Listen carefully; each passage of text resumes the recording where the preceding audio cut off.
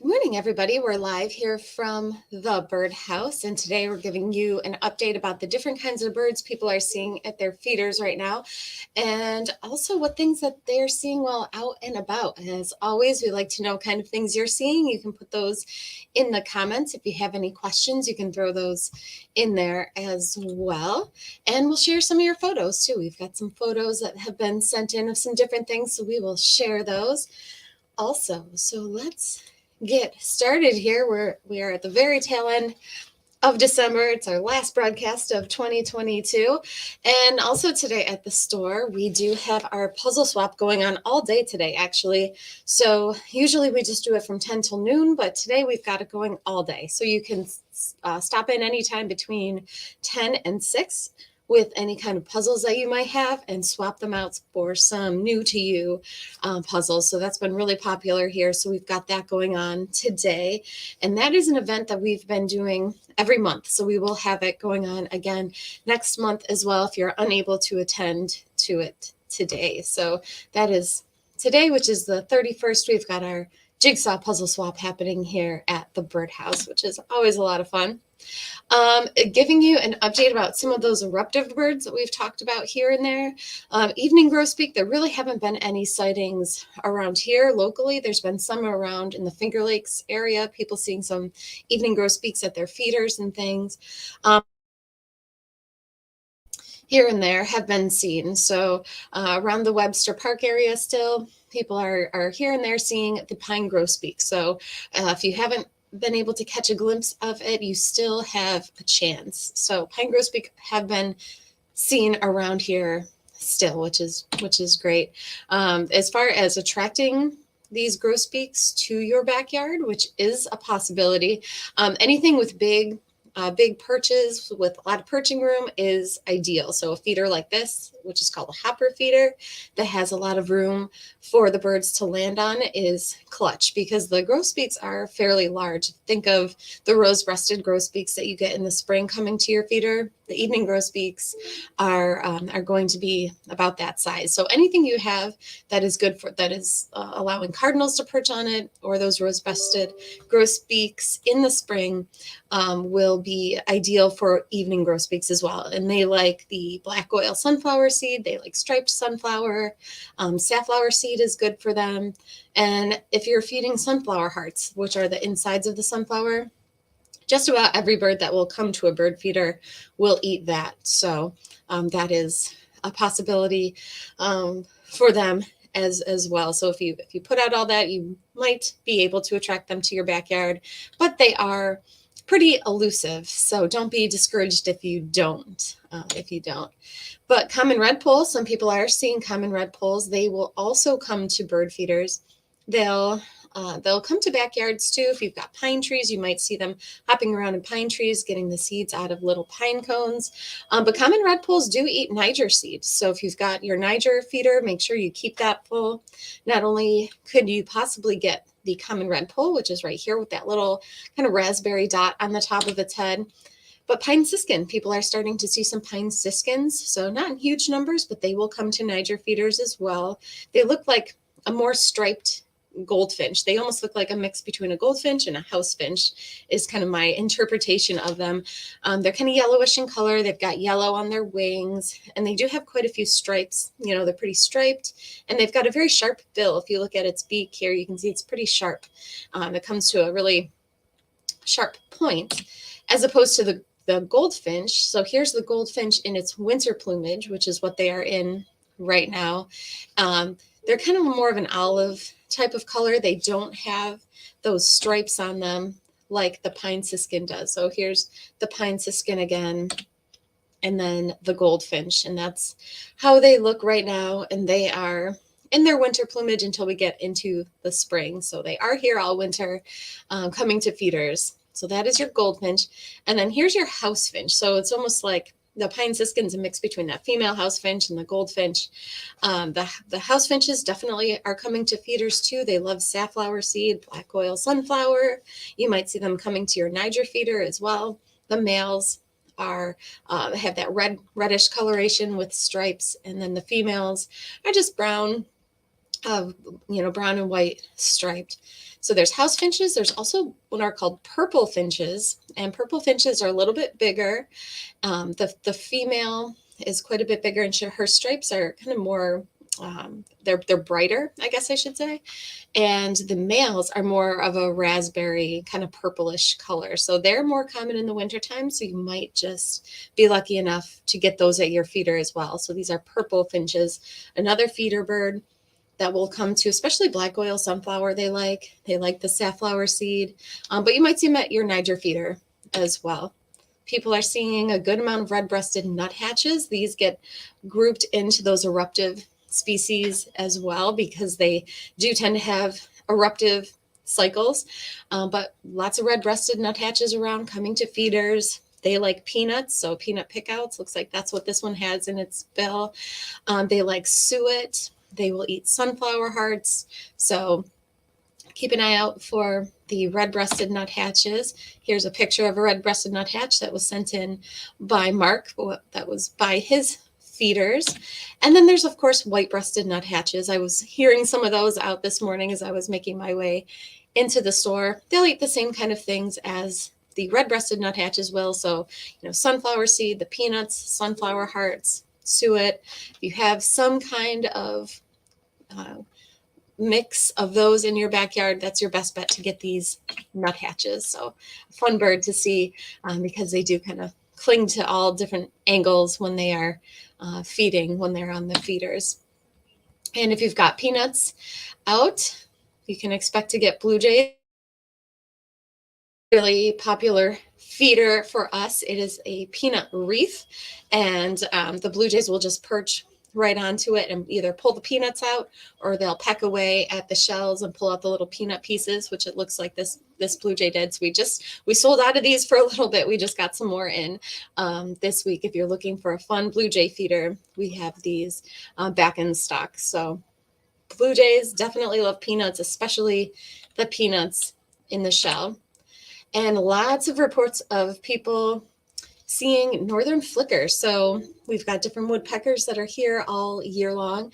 And flickers are here all year long, but they tend to come to feeders more in the wintertime, which makes sense when they're looking for food that is scarce out there and they're not finding it. They'll come to feeders more often. So if you've got your suet feeder out, keep an eye out for the northern flicker. A lot of people have been reporting those coming to their feeders, as well as some of the other cast of characters as far as woodpeckers go, hairy woodpeckers. Here's a picture of a hairy woodpecker that was sent in by Mark.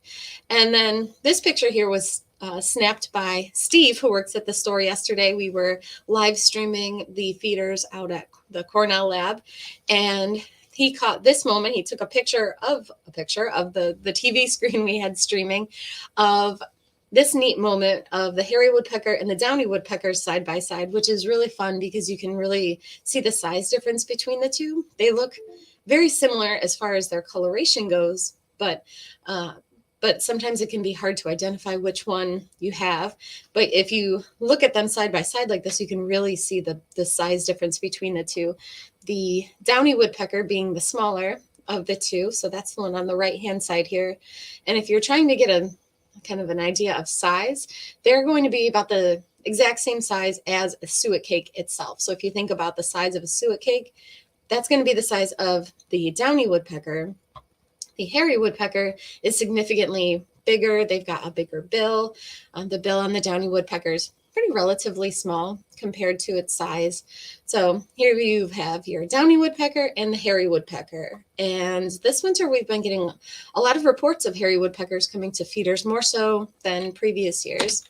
And then red-bellied woodpeckers, of course, have been common at feeders, and they're pretty common year-round. And pileated woodpeckers. Here's a photo that was snapped by Laura, who works here at the store, of a pileated woodpecker that was coming to the feeders out at Wild Wings when she was volunteering there. So people getting the pileated woodpeckers as well. And you can see here why we always promote those paddle-tail suet feeders. Because the pileated woodpeckers are so big, if you just have one of those small suet cages, it can be hard for them to get their balance on that. They kind of flop around on it a bit.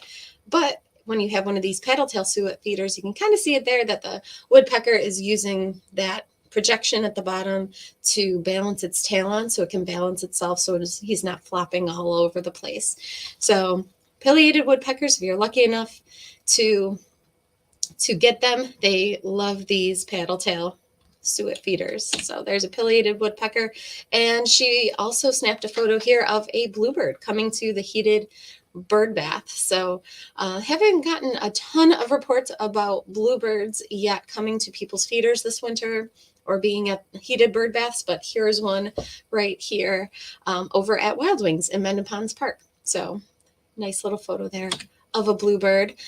Carolina wrens are around here and there coming to feeders, also singing. They're quite vocal. You might see them coming to your suet feeder or your sunflower heart feeder. So keep an eye out for Carolina wrens. And if you're out, birding, if you're out hiking and you see a little wren, it could also be what's called a winter wren. You're not really going to see them coming to your feeders like a Carolina wren here, but there are little wrens that we've got in the area right now called winter wrens. So small little bird here, but they've got that same kind of posture like the Carolina wren does, that typical wren posture where their tail sticks up in the air. So keep an eye out for them too if you are out hiking.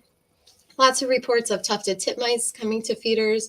They'll form mixed flocks with chickadees and nuthatches. And if you hear a lot of ruckus, they tend to kind of group up. And if there's a bird of prey around, they make all kinds of noise. But tufted titmice, lots of them are around, as well as dark-eyed juncos. Tree sparrows too, coming to people's feeders and cleaning up underneath at the bottom of the feeders. So keep an eye out for tree sparrows, a bird that is going to be common here in the winter, but not so much in the spring. And then there are birds of prey. We'll wrap it up with some different birds of prey here that people are seeing. The first being the set of photos of a merlin. And I saw a couple merlins out a couple of weeks ago while hiking. So this is a neat set of photos here that was sent in by Mark. And he snapped these at Kings Bend Park. He said, saw this merlin fly to the top of a pole. It was so small, and I was watching it move around a bit. With patience, it took off and was very rewarding. I looked on Merlin map, and it shows it's migrating through to its winter grounds. So here's the set of photos sent in by Mark of a merlin. So really neat little bird of prey. It's almost like a miniature peregrine falcon. If you see something that it's a very, very small bird of prey, but it's it's too small to be a peregrine falcon, too small to be any kind of Cooper's hawk's probably going to be a merlin. They kind of have that distinctive silhouette with those sharp kind of angled wings. So here's a nice set of photos sent in by Mark of a merlin. And he sent in these photos earlier in the month as well of short-eared owl. We're getting into the time of the year where short-eared owls are going to be out flying over fields as they're hunting throughout the night, but you can see them at dawn and dusk hunting over fields. And sometimes they get into kind of little squabbles in between the two and, in between each other. So here's two right here that are kind of going after each other. These were sent in again by Mark, who said, saw 4 short-eared owls. Fascinating to watch them interact and hunt. First time seeing them. And here's one perched. And so they do like an open kind of habitat. So if you're at a place that has bluebirds or has any kind of, open grassland where you see any kind of grassland birds, that is a good habitat for short-eared owls.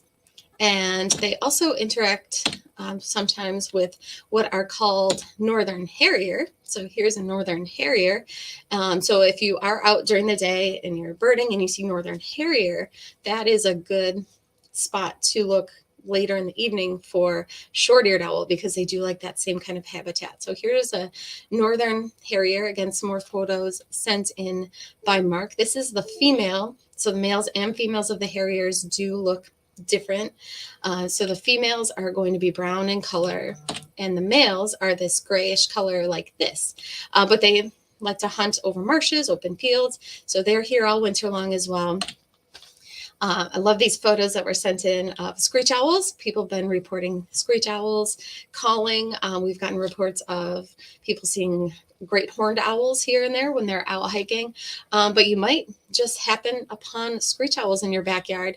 You can put out nest boxes for them. They are cavity nesters, so they will nest inside cavities. So we do have screech owl boxes if you're trying to attract them to your backyard.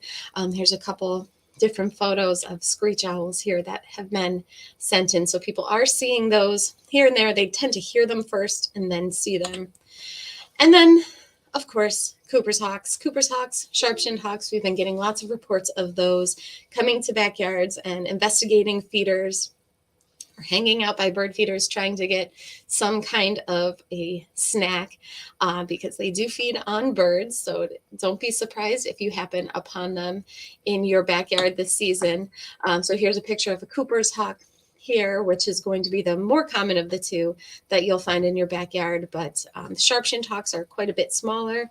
People are also reporting seeing red-tailed hawks in their backyard going after squirrels and things. So you never know what kind of bird of prey you might happen upon even in your backyard.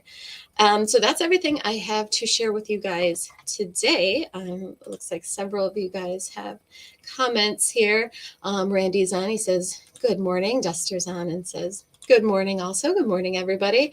Randy also says 2 male red-breasted nuthatches here for 2 days. So Randy's been seeing those male or the red-breasted nuthatches in the area as well, which is very fun. Duster says she likes blue jays. Yeah, blue jays they definitely have a big personality. So some people really like that, and some people are a little indifferent to it. And Duster says I have a few hawks here and there. So she's been seeing some hawk action too. And crows. Yeah, lots of crows around. Crows is their, if you're anywhere in the city of Rochester, you might see the crows in the morning. They fly to their feeding grounds, and then in the evening, they fly to where they roost. So in the evening, there's this huge crow flight. Maybe if you're home from work, you might see it when you're driving home. As it starts getting dark, they start going to their roosting grounds for the evening. So it's always pretty neat to see.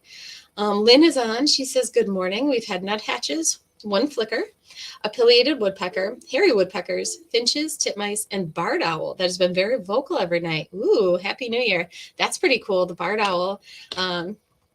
So showing pictures of screech owls. But yeah, barred owls right now is when a lot of the birds of prey, large birds of prey, I should say, start looking for a mate. So they start nesting super early, like great horned owls will be sitting on nests come January, which is kind of crazy, but they start the process very, very early in the season. So it's not surprising that you might be hearing some very vocal large birds of prey like a barred owl. Very cool. Jester says, amazing. I do have owls. She says, they chase my cat. Uh-oh, be careful there. Oh, the blue jays chase her cat. Oh, okay. There you go. Yeah, you don't want the owls chasing your cat. Bonnie is on, and she says, I'm seeing flickers and downy woodpeckers and a red-bellied, along with plenty of chickadees, nuthatches, and titmice. So Bonnie's getting a good diversity of birds at her feeder also. So it looks like that's everybody's comments and questions. If you're in the area, stop by today for our jigsaw puzzle swap, which is always a fun event. We've got that going on today. We are planning our calendar for next year. We'll have snowy owls from Wild Wings coming in a couple of weeks. We'll announce that soon. So we will have a whole calendar of events planned for 2023, and we will be back on Tuesday with another presentation. So I hope you guys have a happy new year, and we will talk to you on Tuesday. Have a great day. Bye-bye.